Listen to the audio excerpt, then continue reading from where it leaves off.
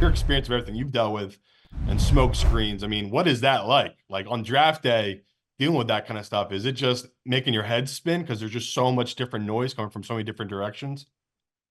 Yeah, I think during my draft, especially, there was a couple picks early on. Jacksonville was one I remember very intently at number three, that was going to take a quarterback. And we had taken meetings there. We had been there. We had met with them. We felt like we had a very, very good relationship with everybody that was there in the organization. And then, as draft night came along and that third pick came along, you have a sense of feeling like that's going to be your place that you're going to go, because you truly, in my position, I didn't know. And I remember getting a text, or my agent getting a text after the draft and kind of getting like a apology text from somebody in the organization in Jacksonville, like, hey, sorry, we kind of used you to go get the guy that we really wanted. And I sit there remembering back about it even to this day and being like, it was the first time that I kind of had seen the way that the business works in the NFL and how that goes. And, there are times where, especially in my situation, where I was used as a little bit of a pawn for, trading material, block, or whatever it was. And, at the end of my draft, I was going to end up going to,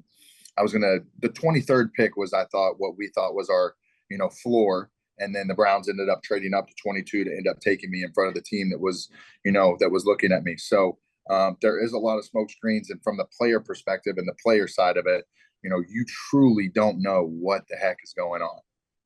Well, look, the story around JJ McCarthy was fascinating. And I feel like you can relate to that a little bit. Here's a guy who all through the draft, his draft position was bouncing around as high as number 2, as low as late first round. And he was out there saying how great the conversation was with the Giants. You could get a sense a little bit afterwards that everybody was pushing out stories about how they felt about JJ McCarthy in ways to put themselves in a better position with the picks before where he was actually taken.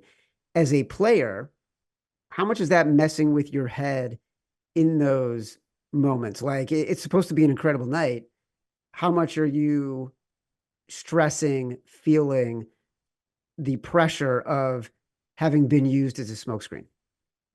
I couldn't have felt more pressure, especially as you're sitting there. And what a lot of people don't understand about the NFL draft, and especially the first round in particular, is every pick that you slide is about $1 million, if not more.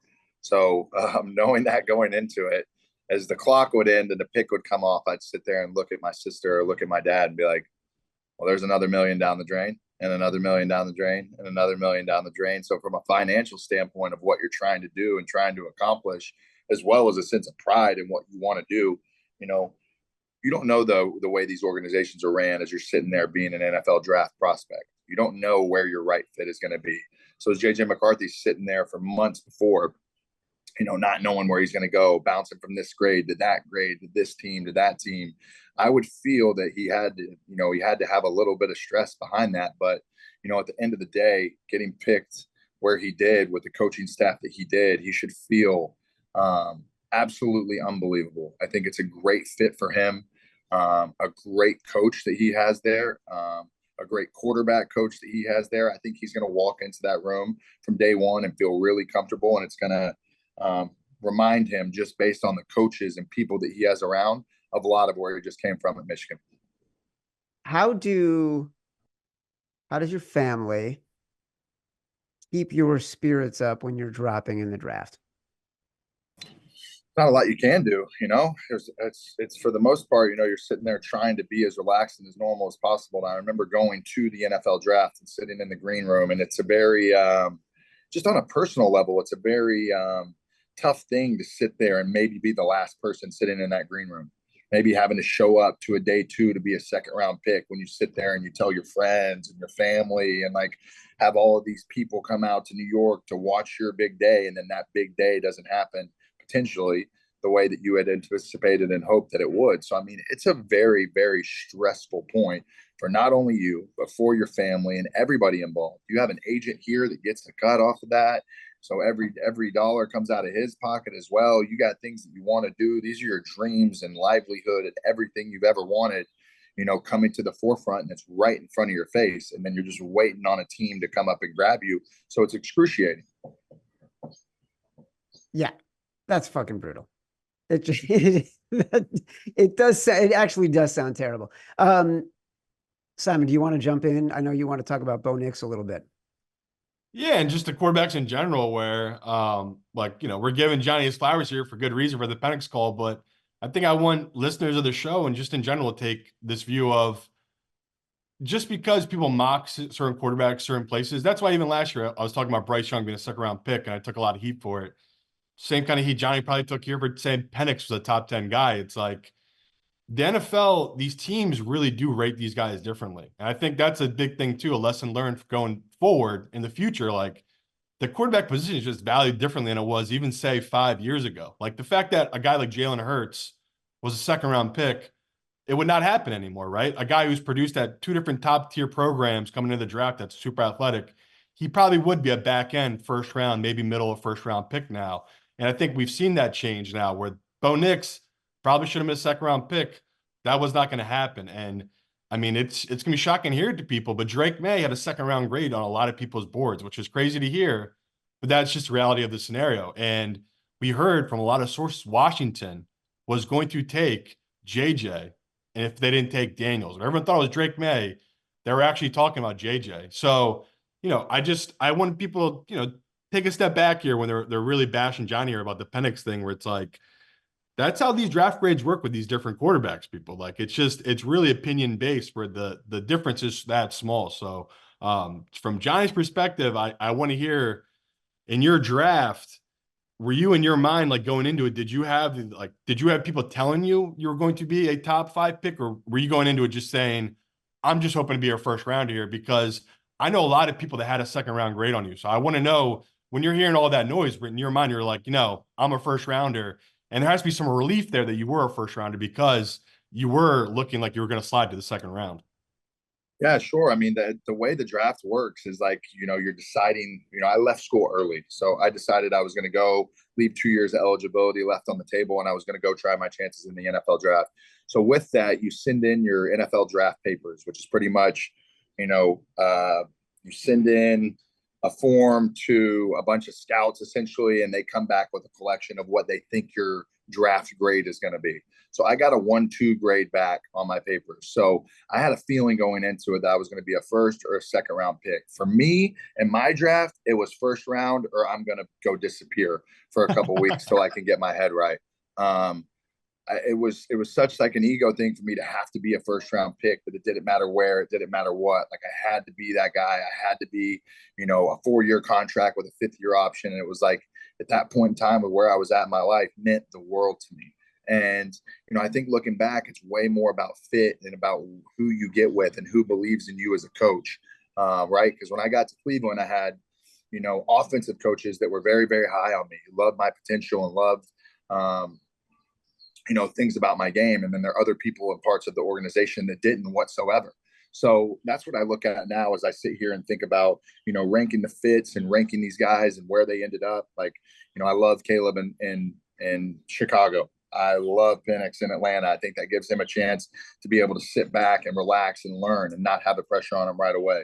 I think Drake May is in a really, really sticky situation right now with what's going on in New England. I just truly don't feel they're good enough as a football team and have the pieces around him.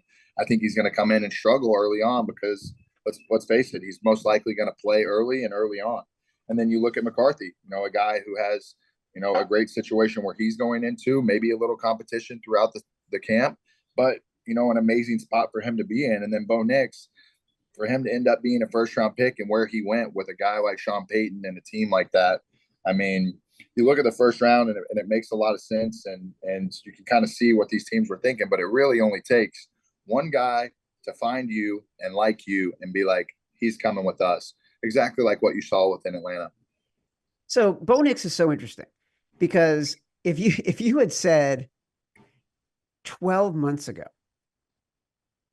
built a parlay, Jaden Daniels to win the Heisman, Bo Nix and Jaden Daniels to go top 15 in the draft, you would have made the kind of money that Simon Hunter makes on every single bet that he wins.